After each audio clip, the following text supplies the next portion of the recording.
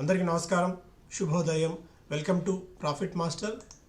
Asian మార్కెట్స్లో 21 November Tuesday ఇవాళ Asian మార్కెట్స్లో పాజిటివ్ ట్రెండ్ మోస్ట్లీ ఉంది. Except Nikkei, KOSPI, Hong Kong, Shanghai అన్నీ కూడా పటిష్టంగా ట్రేడ్ అవుతున్నాయి. 0.5% నుంచి 1.5% వరకు లాభాలతో.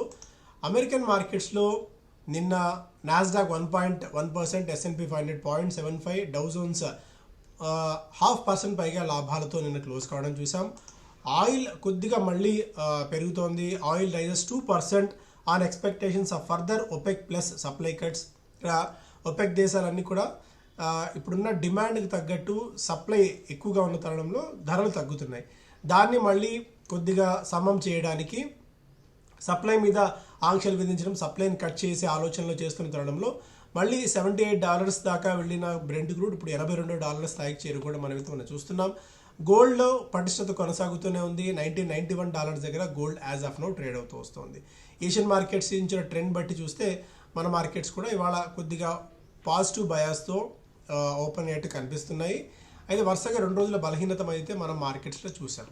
ఇక్కడ స్టాక్ స్పెసిఫిక్ యాక్షన్ ఒకసారి చూస్తేనేమో స్టేట్ బ్యాంక్ ఆఫ్ ఇండియా ఎండీగా వినయ్ టౌన్సే నియమించారు. నవంబర్ 30, 2025 వరకు ఆయన పదవీ కాలం కొనసాగుతుంది.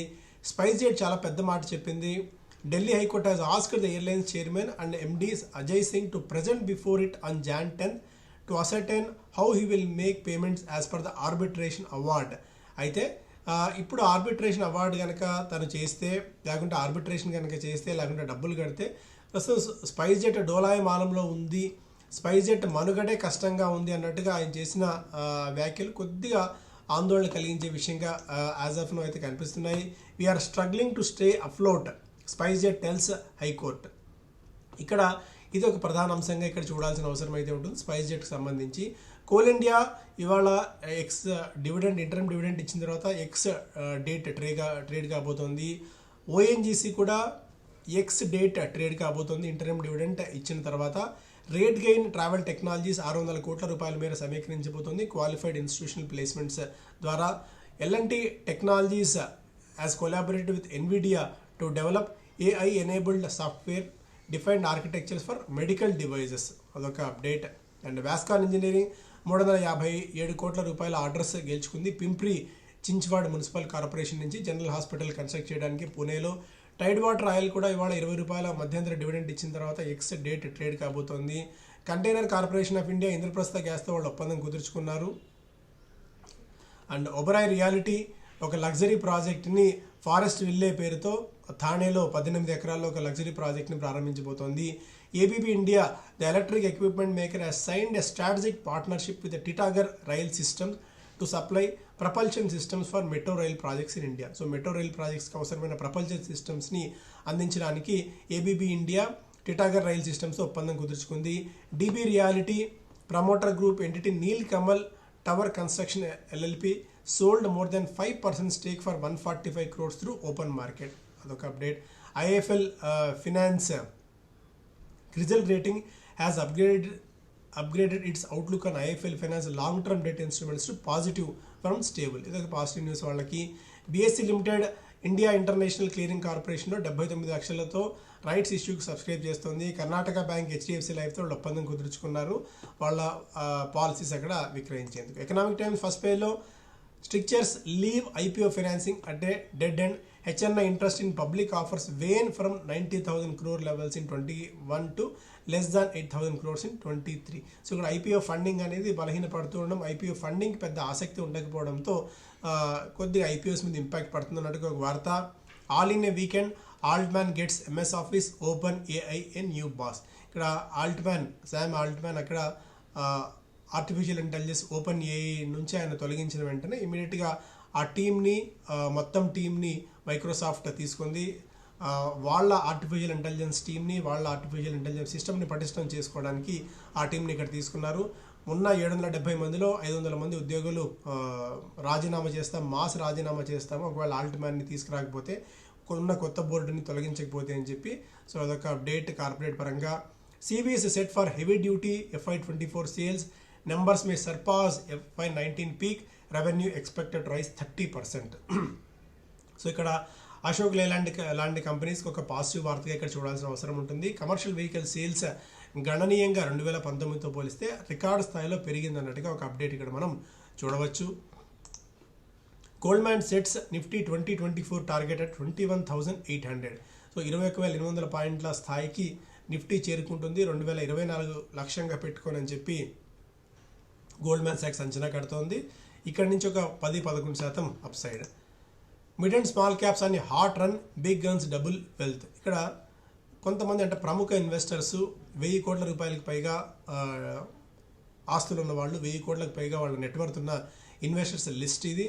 వాళ్ళ ఇన్వెస్ట్ చేసిన స్టాక్స్ వాళ్ళకి ఏ స్థాయిలో రిటర్న్స్ ఇచ్చాయో స్మాల్ అండ్ మిడ్ క్యాప్స్లో ఒక అప్డేట్ ఇది. Like Radhakrishna Damani, avenue super marts ఆయన ప్రమోటర్, ఆయన స్టాక్ హోల్డ్ చేస్తున్నారు. జంజన్వాలా ఫ్యామిలీ టైటాన్ హోల్డ్ చేస్తుంది. ఏప్రిల్ నుంచి సెప్టెంబర్ మధ్య ఈ స్టాక్ దాదాపు 37% రిటర్న్ ఇచ్చింది. Mukul Agarwal BSc stock hold చేస్తున్నారు. ఆయన 45% దాకా ఆయన స్టాక్ అయితే ఆ స్టాక్ పెరిగింది. And safari industries Ashish Kacholia hold చేస్తున్నారు, 51% దాకా స్టాక్ పెరిగింది. And Vijay Kadiya Atul auto stock hold చేస్తున్నారు, 1 or 2% దాకా స్టాక్ లాభాలు ఇచ్చింది. Manish Jain Linde India stock hold చేస్తున్నారు, ఆ స్టాక్ 45% దాకా లాభాలు ఇచ్చింది. Ashish Dhawan IDFC stock hold చేస్తున్నారు, ఇది 50% దాకా పెరిగింది. ఇలా ప్రముఖ ఇన్వెస్టర్స్ హోల్డ్ చేస్తున్న స్టాక్స్ లిస్ట్ అండ్ ఈ మధ్యకాలంలో పెరిగిన స్టాక్స్ ఇది.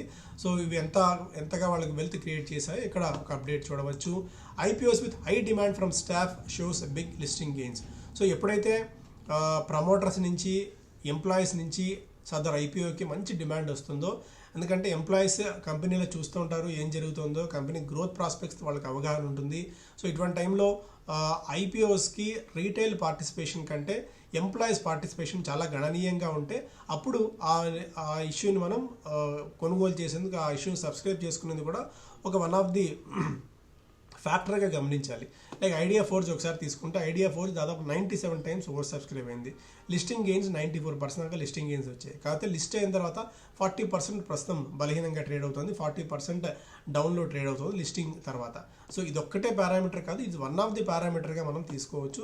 ఇలా ఎంప్లాయీస్ పోర్షన్ విపరీతంగా ఓవర్ సబ్స్క్రైబ్ అయిన లిస్ట్ ఇది. సో టాటా కానీ ఇప్పుడు వస్తున్న గాంధార్ కానీ ఇవన్నీ కూడా మనం సబ్స్క్రైబ్ చేసుకునే అవకాశం కనిపిస్తోంది. Tata investment hits life high on Tata tech value unlocking buzz.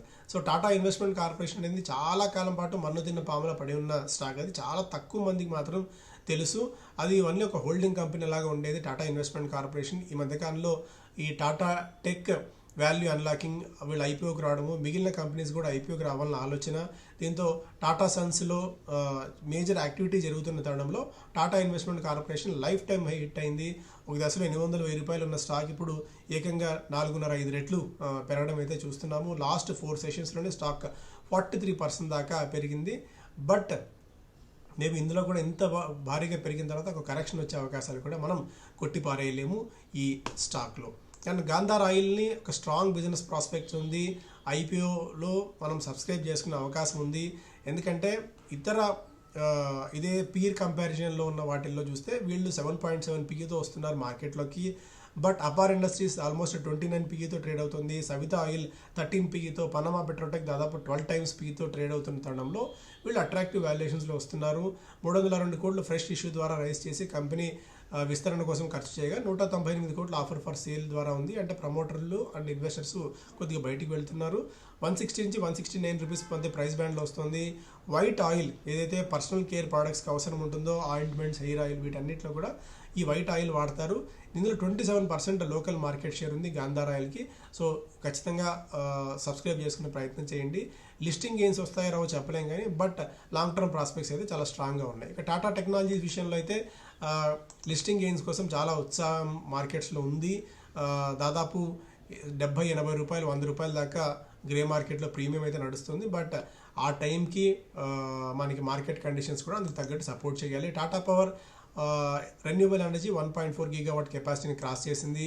Domestic air passenger కొత్త గరిష్ట స్థాయికి చేరుకుంది. అండ్ ఎయిర్టెల్ $1 బిలియన్ వరకు రైజ్ చేయబోతోంది. స్పెక్ట్రమ్ డ్యూస్ని తగ్గించేందుకు, స్పెక్ట్రమ్ డ్యూస్ని క్లియర్ చేసేందుకు. బిజినెస్ ఛానల్ ఫస్ట్ పేజ్లో foreign brokerage Sensex at 86,000 in 2024. ఇంతకుముందు నిఫ్టీ చూసాం, ఇప్పుడు Sensex 86,000. White goods firms fear margin squeeze. ఇక్కడ ఆర్బీఐ కొత్త నిబంధనల ప్రకారం చూస్తే కొద్దిగా వైట్ గుడ్ కంపెనీస్ లైక్ ఈ మధ్య ఫ్రిడ్జ్లకి అన్ని టీవీలు ఏసీలు ఈ కంపెనీస్ అన్నిటికీ కూడా ఫైనాన్స్ దొరుకుతుంది. ఇప్పుడు ఆ ఈజీ ఫైనాన్స్ దొరకని పక్షంలో వైట్ గుడ్ కంపెనీస్ ఎఫెక్ట్ అవుతాయన్నట్టుగా ఒక వార్త ఇక్కడ చూడవచ్చు. India profit share in GDP now just shy of 5%. Jio financial 5 నుంచి 10,000 కోట్ల రూపాయల దాకా సమీకరించాలని చెప్పి ఆలోచిస్తోంది మేడన్ బాండ్ ఇష్యూ ద్వారా. అండ్ ట్రెంట్ 2% దాకా పెరిగింది. లేటెంట్ వ్యూ ఆల్మోస్ట్ 9% దాకా పెరిగింది. రెగ్యులర్గా 2 వారాల యావరేజ్ వాల్యూమ్తో పోలిస్తే 19 టైమ్స్ ఎక్కువ ట్రేడింగ్ వాల్యూమ్ ఉంది స్టాక్లో. మ్యాన్కైండ్ ఫార్మా ఫుడ్సీల్ ఇంక్లూషన్ తర్వాత 5% దాకా స్టాక్లో జంప్ చూస్తున్నాము.